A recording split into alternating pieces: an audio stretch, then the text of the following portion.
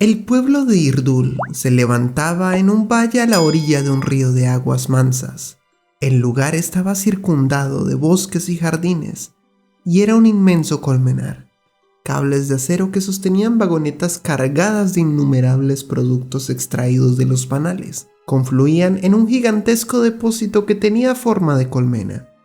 Allí se clasificaban, se almacenaban y se disponían para su transporte y distribución hasta los más lejanos mundos. En la lista figuraba la miel, la cera, la jalea real y derivados tan importantes como medicamentos, jabones, adornos, perfumes, juguetes y un elixir muy raro que tiene la propiedad de reparar al instante cualquier herida que se produzca en el corazón.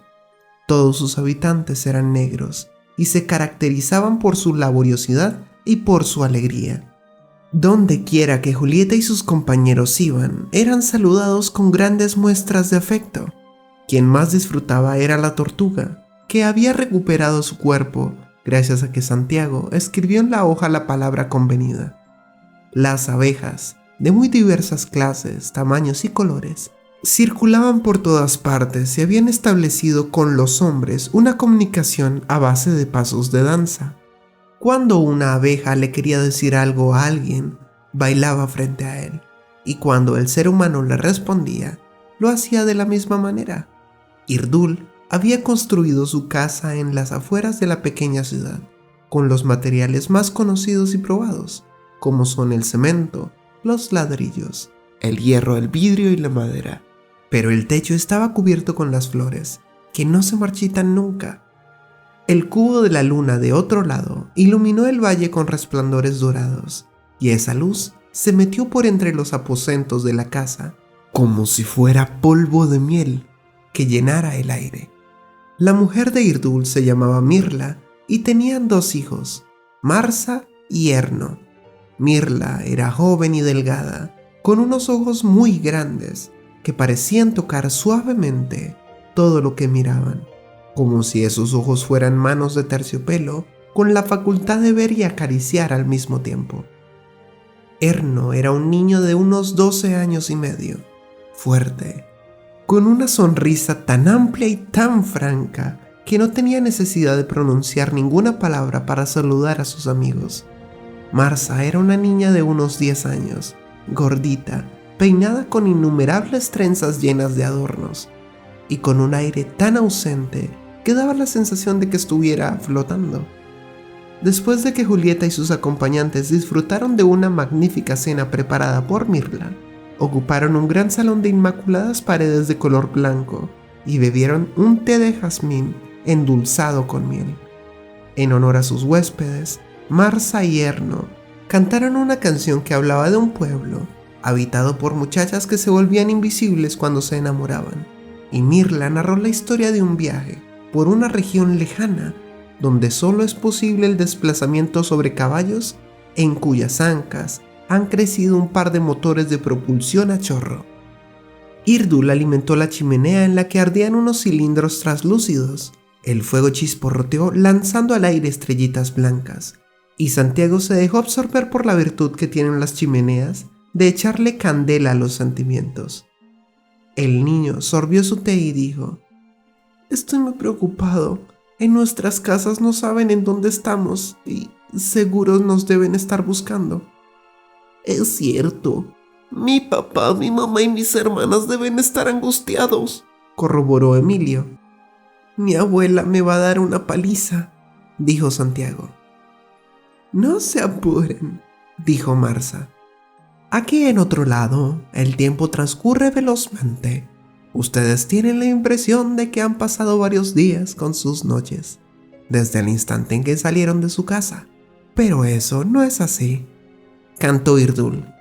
«Desde que emprendieron su viaje apenas han transcurrido unos minutos en el otro lado de otro lado», explicó Mirla.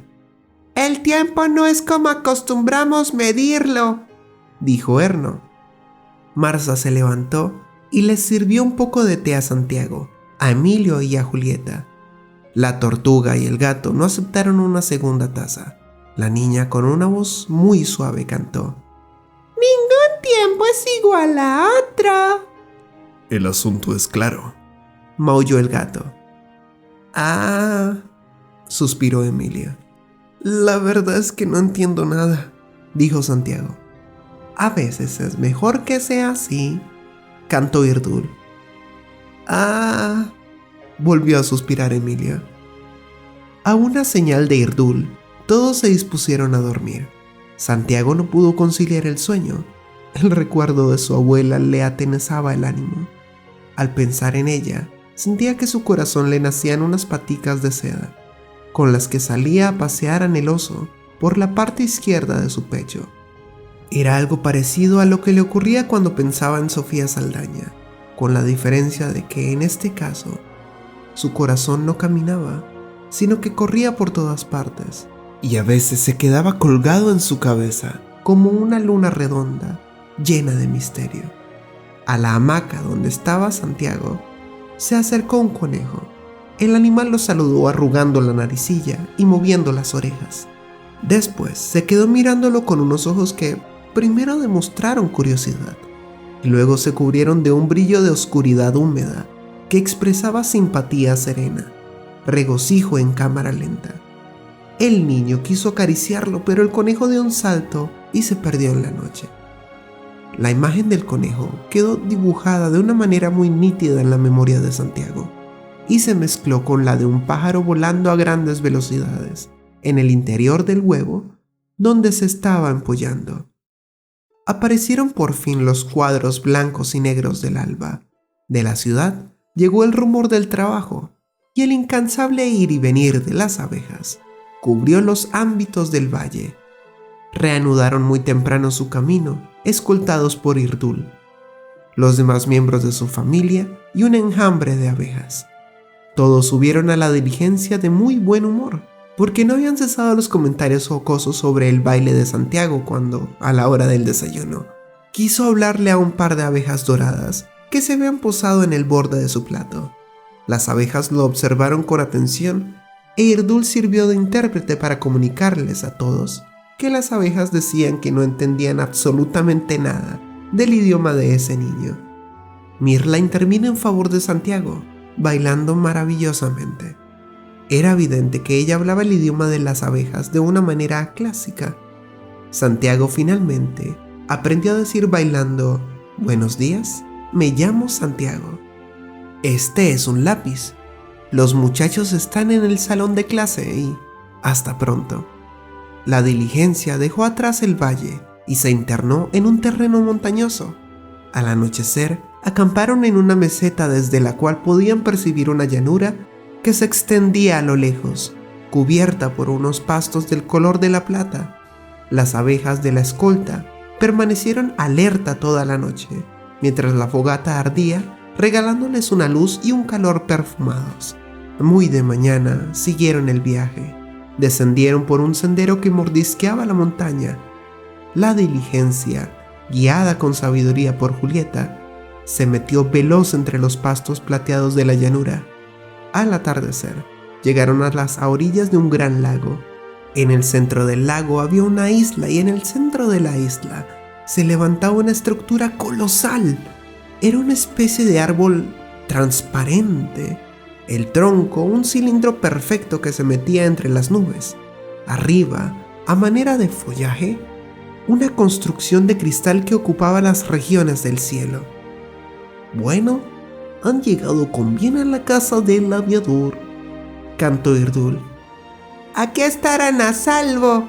Un campo de fuerza rodea el lago y protege la isla de los ataques de los monstruos», dijo Erno. Se despidieron con grandes muestras de afecto y Santiago bailó de manera perfecta las palabras «hasta pronto». Entusiasmado con su éxito, bailó también la frase «los muchachos están en el salón de clase». Los negros subieron a la diligencia. Irdul tomó las riendas y Marza se sentó a su lado en el pescante. Mirla y Erno ocuparon el interior del vehículo. La diligencia se alejó por entre los pastos que reflejaban una luz platidorada, mientras las abejas sobre ellos volaban en formación como una nube zumbante. Julieta sacó de su bolso un aparato que tenía una pantalla sobre la que aparecieron líneas y números que le permitieron descubrir una plancha de metal oculta en el piso por la hojarasca. A una señal suya, todos se pararon sobre esa superficie. Ella manipuló varios botones del aparato hasta que sintieron un zumbido y una fuerza que se manifestaba como si unas manos calientes los hubieran agarrado por los hombros. En un abrir y cerrar de ojos, fueron transportados hasta la isla. Allí Julieta introdujo una tarjeta cifrada en una abertura del inmenso cilindro. Se abrieron entonces las compuertas de un ascensor y subieron velozmente hasta los aposentos de la casa transparente que el aviador tenía entre las nubes. En pequeños carros eléctricos se desplazaron a lo largo de corredores y pasillos translúcidos hasta que se encontraron con unas puertas enormes que se abrieron de improviso, dejando al descubierto el interior de un hangar más grande que un estadio. Existía allí una actividad tan inmensa que los niños quedaron estupefactos. Grupos de hombres y mujeres discutían alrededor de las máquinas voladoras, o trabajaban en la construcción de cometas, o reunían y clasificaban todos los libros, revistas y folletos en los que se mencionan hechos relacionados con el vuelo, o atendían el archivo de imagen y sonido en el que se podían ver fotografías, dibujos y películas alusivos a los asuntos del aire, o escuchar ruidos y músicas provenientes de cualquier tipo de vuelo, desde los aletazos de una mirla blanca, pasando por el acompasado sonido de un avión DH-6 Twin Otter, el estruendo de un cohete espacial o el rugido del Concorde, hasta el canto del viento. En otro lugar revoloteaban centenares de pájaros y miriadas de insectos, y su actividad era observada por unos investigadores vestidos con batas verdes. Era notable un grupo de hombres viejos que estudiaban las oscilaciones de una hoja de papel lanzada al aire. Los niños descubrieron al pájaro que hablaba. Estaba en el hangar revoloteando alrededor de un hombre que examinaba con atención un avión Cessna 172. Santiago y Emilio lo llamaron a gritos y el pájaro acudió a gran velocidad, mientras cantaba de manera tan hermosa que su música se impuso sobre el ruido que surgía de aquel abigarrado lugar. Julieta aprovechó el repentino silencio que se hizo para llamar la atención del hombre que permanecía junto al Cessna. La anciana movió sus manos de vidrio a manera de saludo, y el hombre abrió sus brazos, se elevó lentamente y se dirigió hacia ellos con la serenidad y la elegancia de un gavilán. Era de edad madura, pelo entrecano, bigotes espesos, estatura mediana y ojos risueños.